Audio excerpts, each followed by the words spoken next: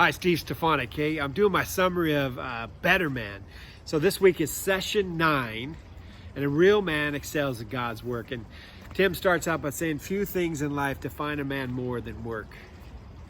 We go into some stats and some figures, but work is so critical for men. You know, the beauty of when we're working hard, and there's a huge amount of satisfaction we can get as men from work. But on the opposite side, he says that sometimes work can be very empty and exasperating. So where do we stand today in that? And so today's session is really going to go into some of the facts about this. You know, they're saying that we spend close to 60 to 65% of our time at work, yet at the same time 50% are personally disengaged, meaning their passion or their purpose or why they're even there doesn't make sense. Another 22%, right, are actively disengaged, meaning they're just punching the clock, they're not even trying. But you know, there's another study I saw that says even like a 5 to 10% are actually saboteurs, meaning they're actively causing disruption at work because they're so disgruntled with their space, right? And this is a challenge for us as men. It's like, if we're going to spend 60 to 65% of our work and we're disengaged, well, what are we supposed to do? You know, we don't have purpose there. A lot of people will go to work just to earn the paycheck. And as we all know, that doesn't cut it. After a decade or two of that, you're kind of lost, right? And in addition, he's saying that for men especially, the future is setting up kind of difficult. Like, men bring the brawn, right? We bring the muscle, and a lot of the robotics are going to be replacing us. He talks about education, that the education system is catering or is being proliferated or being taken over by females. And that's a good thing, but at the same time, if we're being pushed out, you got to learn to step up a little bit more. And then marriage is on the downfall, and one of the things about being married is it really encourages work.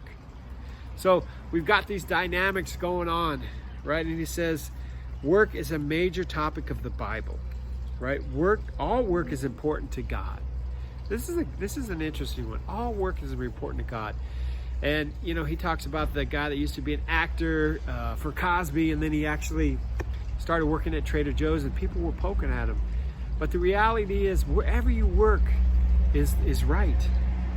All working is working for God. You know, who's your boss? Who's your real boss? Right? And if we can reframe how we view work, like it's working for God, things might change for you. All work should get the best as a man. All work should get my best as a man. You know, if I contribute or if I start something, how do I bring the best, the biggest, the boldest? We always want that. And all work done rightly will be rewarded by God. So this is the exciting piece. That there are these things that in the Bible it says, hey, you know, you're working for God. All work is valuable. Let's do this, and you will be rewarded for it. And this is the hardest shift for men because we spend so much time there. We're surrounded with so many other people, and the way we view work sometimes is how much money we make, how much title do we have, how much power do we have, right? How big is our team? There's all kinds of things that we, because of our culture, define, but they're reinterpreted it for us at BetterMan. You know, one of the things that's very critical about this, and I, as an executive coach, I work with people around this, is know who you are and how you're wired to work. You know, if you know who you are and how you're wired to work, you can show up. You can start taking stands for, this is my unique gift. This is the way I fit into the body of Christ. This is the way I function in the world at my best.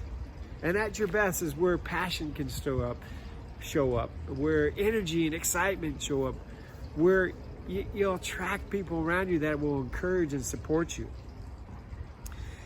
He also talks about, know that once you have that, learn to adjust around that. And never say you're trapped.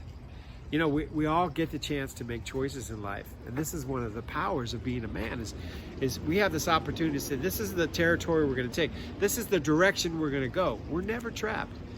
It's when we allow the circumstances around us to kind of, in our interpretation, hold us back. But the only person that's holding you back is, you. So, he talks about great things to do at work in order to show up in your best. right? And he talks about a summary of that is work to be really good at something. Work to be really good at something. Like, once you figure out who you are and what you care about and what really is your passion, remember, you're serving God. You're not serving your neighbors. You're not serving your peers. You're not serving people that have these judgments on you. You're serving God, right? So work to be really good at something. Be responsible to those over you. You know, part of being Christian is to support below, but also to support above. You know, the servant leader model is huge, right? And so how do we take care of people around us, whether they're up and below? Over deliver.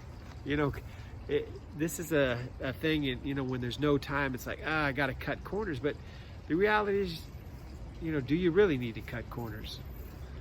Maybe by over delivering, you get more opportunities that actually can pare things down.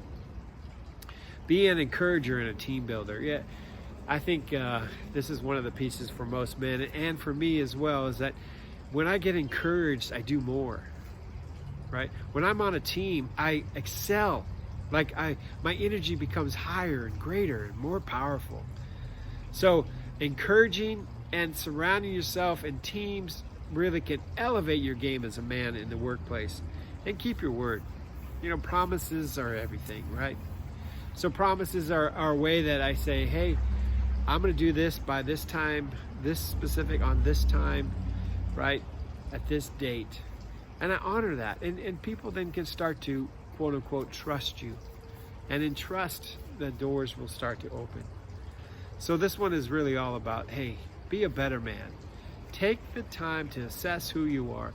Realize you're spending a lot of time in work. Take the time to then look at how your work practices are. Are they shoddy? Are you half-assing it? Or are you actually stepping up? You're doing more. You're serving the Lord. You're working as if you're God's servant. So this is what it's all about, being a better man. Be a better man at work. 60 to 65% of your life, be a better man. Steve Stefanik signing out.